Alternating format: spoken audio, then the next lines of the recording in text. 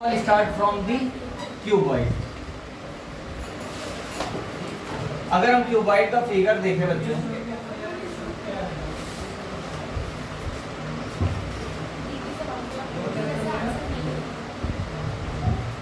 ठीक है ना। अब क्यूबॉइड किस फिगर को बोला जाता है आप लोग बता सकते हैं? हाँ, 3D सवाल, 3D को क्यूबॉइड बोलते हैं। हाँ, क्यूबॉइड किसको कहते हैं? किस फिगर को हम लोग क्यूबॉइड बोल सकते हैं? इसकी लेंथ ब्रेथ हाइट वो साइड इसमें तीन साइड लेंथ ब्रेथ हाइट। इस रूम को क्या बोलोगे? इस रूम को क्या बोलोगे? कौन सा शेप है? Aaradhya, what is the name of the shape of this? क्या क्या होगा? क्या इस रूम दोनों चीज एक ही होता है, क्यूबॉइड और क्यूबॉइड एक ही चीज है।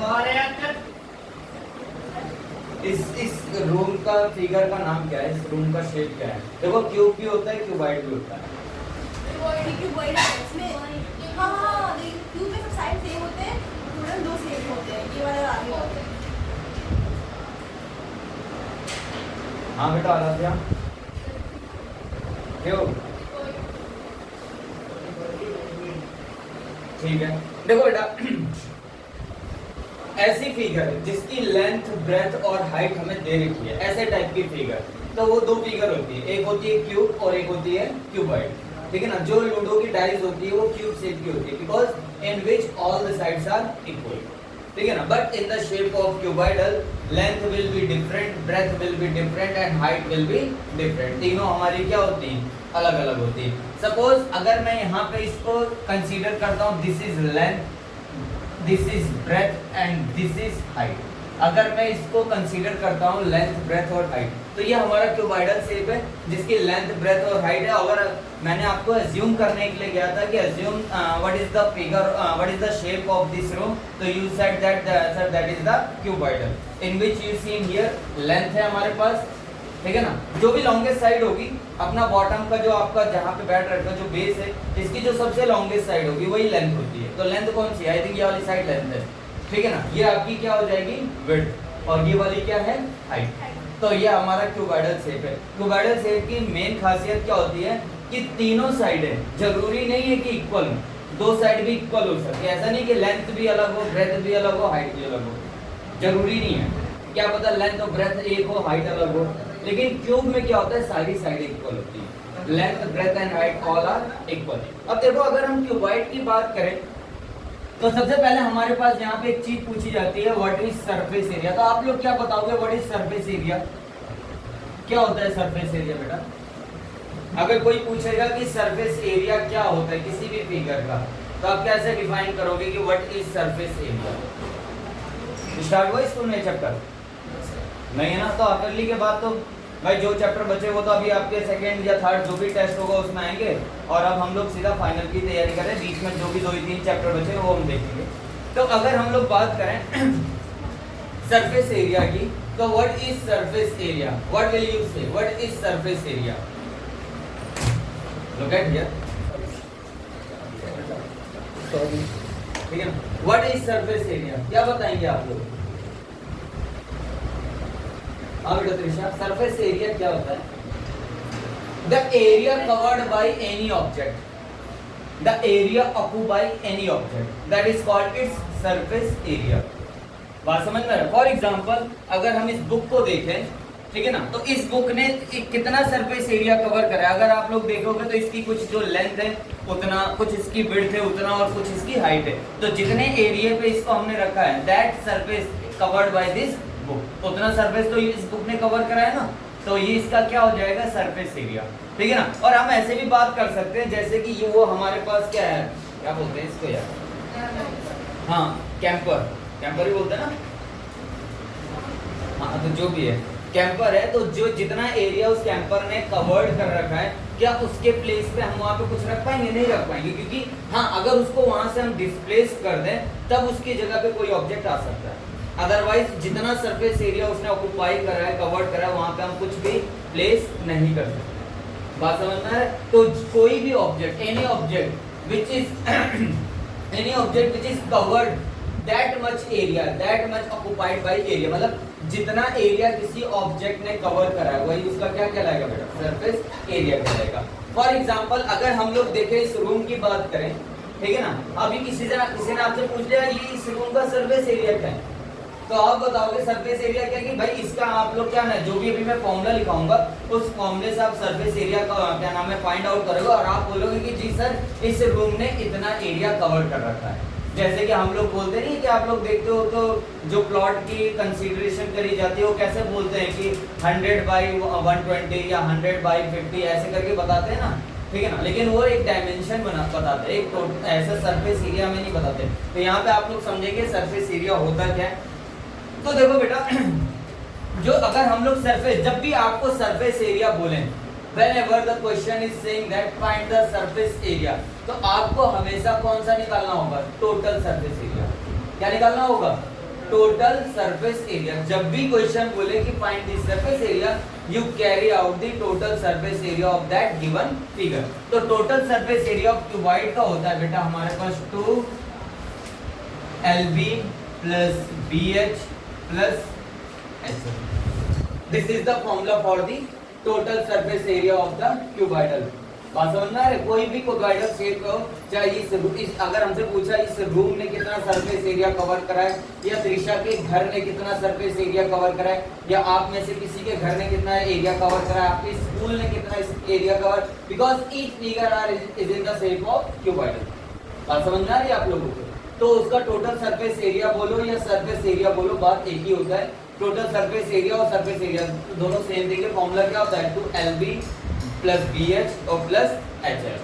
बात समझ में आ रहा है? और इनकी एब्रिविएशन आप लोग जानते हो, length, breadth, height and height और लेंथ। आगे हम बात करेंगे किसकी, लेटरल सरफेस एरिया। एक चीज होती है हमारे पास लेटरल सरफेस एरिया। अगर लेटरल सरफेस एरिया की बात करी जाए, lateral surface area means area of four wall, कि मतलब बीच का हमें एरिया से कंसीडरेशन नहीं है, ये चारों वॉल ने कितना एरिया कवर कर रखा है इसकी हम बात करते हैं।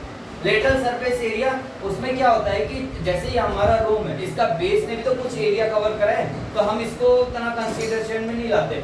एरिया ऑफ फोर वॉल, जितनी चारों वॉल ने एरिया कवर करा है उसकी बात होती है। तो लेटरल सरफेस एरिया का फॉर्मूला क्या हो जाता है, 2L plus B into H। इतनी बात क्लियर हो रही है आप लोगों के? हाँ, उसके बाद लास्ट में अगर हम लोग देखें इसका क्या नाम है, हम लोग वॉल्यूम देखते हैं, वॉल्यूम ऑफ क्यूबॉइड। अगर हम वॉल्यूम ऑफ क्यूबॉइड देखें तो बेटा कभी भी किसी भी फिगर का अगर आपको वॉल्यूम फाइंड करना है, एक बहुत इजी तरीका मैं बताऊंगा। If you find the volume of any figure, तो आपको क्या करना है, जो भी फिगर आपके पास है उसका बेस का एरिया इनटू हाइट करो। वो जो भी आपके पास फिगर है उसका बेस का area into height, that is the volume of that figure. For example अगर हम इस रूम की वॉल्यूम की बात करें तो आप ही लोग बता सकते हो क्या होगा इस रूम का वॉल्यूम। तो मैंने क्या बताया, बेस का एरिया इनटू हाइट। तो बेस का एरिया क्या होगा, हाँ बेस यहाँ जरा देखो इसको, बेस को और इसका, वेरी गुड भाई। आपका जो बेस है, जो बॉटम है, वो किस शेप का है, रेक्टेंगल शेप का दिख रहा है ना आप लोगों को। तो एरिया ऑफ रेक्टेंगल का फॉर्मूला क्या होता है, length into breath, length into breath. और मैंने क्या बोला, एरिया में आपको सिर्फ क्या मल्टीप्लाई करना है, हाइट, और वो आपका क्या मिल जाएगा आपको, वॉल्यूम। तो यहाँ पे इसका वॉल्यूम क्या हो जाएगा, L into B into H। यदि बात क्लियर है? अब एक क्वेश्चन लिखे आप लोग जरा,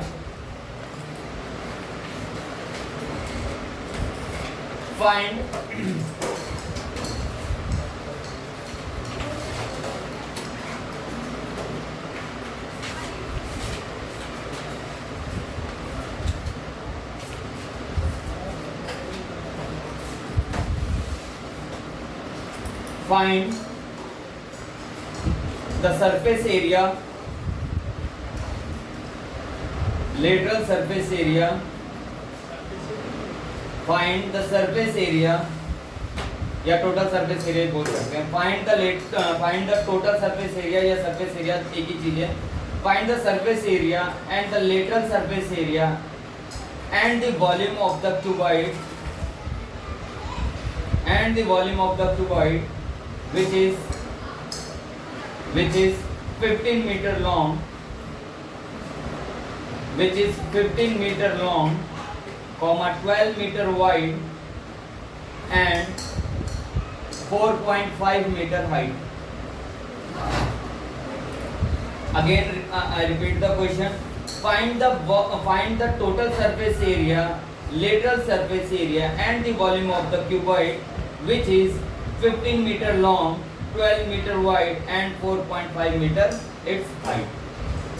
और इसमें सेकंड पार्ट में लिखना, ठीक है ना, सेकंड पार्ट ऐसे डैश डाल के डालना. Also find its diagonal, also find its diagonal.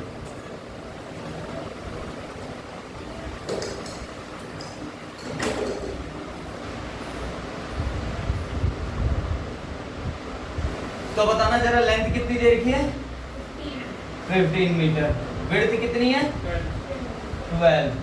और हाइट 4.5 मीटर. ठीक है ना. अभी देखो यहाँ पर अगर हमें सरफेस एरिया फाइंड करना है तो इस फॉर्मूले में डाल देंगे, सरफेस एरिया या टोटल सरफेस एरिया. ठीक है ना.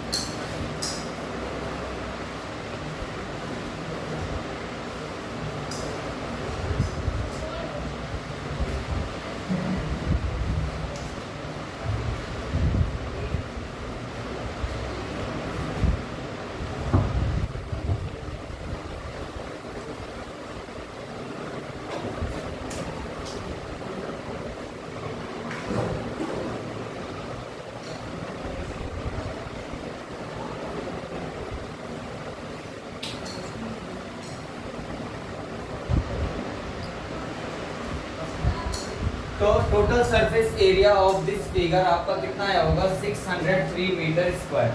कितना ही आया? 603 metre square. This will be the total surface area या surface area of the given figure. अब इसके बाद अगर हम बात करेंगे सेकंड वाली फिगर का, अगर हमसे बोला गया what will be the lateral surface area. बेटा आराध्या समझ में आई आपके? हाँ त्रिशा आंसर आया बेटा? अभी सॉल्व करो. चलो सॉल्व करो. देखो आंसर चेक करना. 603 मीटर स्क्वायर आना चाहिए. इसके बाद हम बात करेंगे लेटरल सरफेस एरिया की, means area of four wall. तो उसमें अगर हम फॉर्मूला लगाएं तो 2l कितना है हमारे पास? 15l प्लस b कितना है हमारे पास? 12 और मल्टीप्लाई बाई हाइट कितनी है? 4.5. ठीक है ना. अब देखो यहाँ पे आप लोगों को कैसे करना है. यहाँ देखो एक बार, जब कभी ऐसे दिया हो ना तो आप इसी को डायरेक्ट मल्टीप्लाई कर लो. यहाँ पे तो 9 आ जाएगा और यहाँ पे 15 प्लस 12 कितना होगा बेटा? 27. और इसको मल्टीप्लाई कर दो. कितना आ जाएगा? 243 मीटर स्क्वायर. इतना ही क्या आ जाएगा आपका lateral surface area.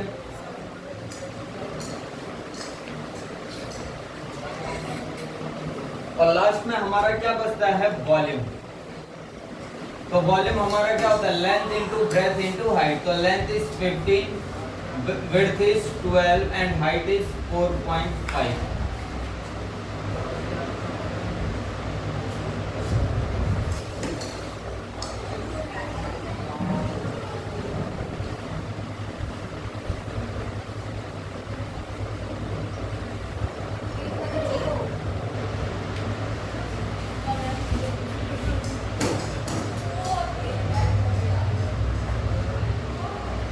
Very good 810 metre square. Sorry volume है तो बेटा क्यूब आएगा, वॉल्यूम है तो क्या होगा, क्यूब होगा। यदि बात क्लियर है। और लास्ट पार्ट आता है what is the diagonal of the cube. अब देखो डायगोनल ऑफ द क्यूब में क्वेश्चन कैसे पूछते हैं, लुक एट हियर एवरीवन। वो ऐसे बोल देंगे what will be the length of the longest rod which is fitted in this room. अगर आपसे क्वेश्चन ऐसे पूछ लिया what will be the length of the longest rod which is fitted in this room, तो आपका एक बात बताइए, तो लॉन्गेस्ट रॉड अगर हम फिट करना चाहे इस रूम में कैसे फिट होगी? अच्छा लेंथ से डायगनली, ठीक है ना। उस कोने से उस कोने पे अगर हम जो ज्वाइन करेंगे तो वो हमारा क्या हो जाएगी, लॉन्गेस्ट रॉड, ठीक है ना। ऐसे क्वेश्चन पूछ लेंगे what is the length of the longest rod which is fitted in this room या फिटेड इन द जो भी आपको फिगर गिवन होगा।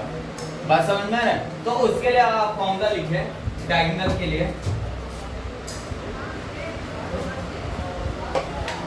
तो डायगोनल के लिए फॉर्मूला हो जाएगा बेटा L का स्क्वायर प्लस B का स्क्वायर प्लस H का स्क्वायर। अब जरा सा सॉल्व करके मुझे बड़ा जल्दी से बताइए कि what will be the diagonal of this room.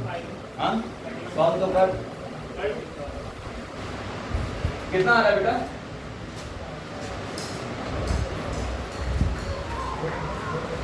Fifteen का स्क्वायर 225, 12 का स्क्वायर 144 और हाइट कितनी है 4.5,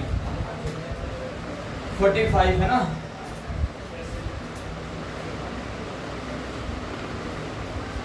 तो 20.25 होगा और इसको ऐड कर देंगे हम लोग।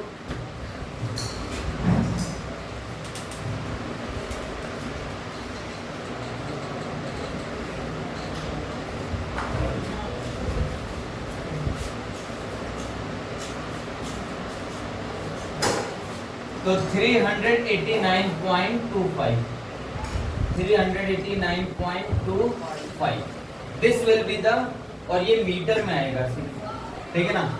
इतना हमारा क्या हो जाएगा डायगोनल ऑफ द रूम।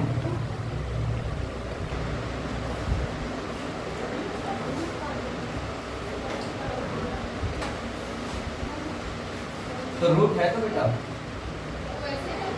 अगर ये आप देखो अगर ये किसी का स्क्वायर है तब तो वो हट जाएगा, अदरवाइज क्या होगा ऐसे ही रूट में ही रहने देंगे। क्लियर है? अगर if it is a perfect square तब तो रूट से बाहर आएगा, अदरवाइज तो नहीं आएगा। अच्छा एक चीज आपने देखी यहाँ पर, जैसे यहाँ पे ये 4.5 का स्क्वायर था, ठीक है ना, हाइट हमारी कितनी थी 4.5, तो यहाँ पे भी तो 4.5 का स्क्वायर होगा। तो इसको देखो जब भी 5 वाली टर्म ऐसी आए तो उसमें कभी ऐसे स्क्वायर मत फाइंड करा करो। एक मैंने एक तरीका बताया था, पता नहीं याद हो नहीं हो, जैसे यहाँ पे 4.5 दिया गया था तो इसको 4.5 का हमें स्क्वायर करना था ना, थोड़ी देर के लिए इसको हम 45 ही मान लेते हैं, ठीक है ना। थोड़ी देर के लिए हमने क्या मान लिया 45। तो अब अगर आप देखो 5 का स्क्वायर तो कितना होता है बेटा 25, और 4 के आगे नेक्स्ट डिजिट कितनी होगी 5, तो 4 5 जा 20, तो ये किसका स्क्वायर हो गया 45, किसका स्क्वायर होता है 2025, मतलब 2025 किसका स्क्वायर है 45 का, और एक डिजिट बाद पॉइंट लगा था है ना, और यहाँ पे स्क्वायर है तो हमारे पास 2 डिजिट बाद क्या आ जाएगा पॉइंट आ जाएगा। और ऐसे आप 5 का स्क्वायर किसी का भी फाइंड कर सकते हैं, चाहे कितनी भी बड़ी डिजिट हो, चाहे वो 95 हो 85 हो 75 हो, whatever will be the multiple of 5, आप उसका क्या निकाल सकते हो स्क्वायर। यदि बात क्लियर है आप लोगों को? एक और क्वेश्चन लिखें। अच्छा किसको ये टॉपिक समझ में नहीं आया क्यूबॉइड वाला? हाँ बेटा त्रिशा।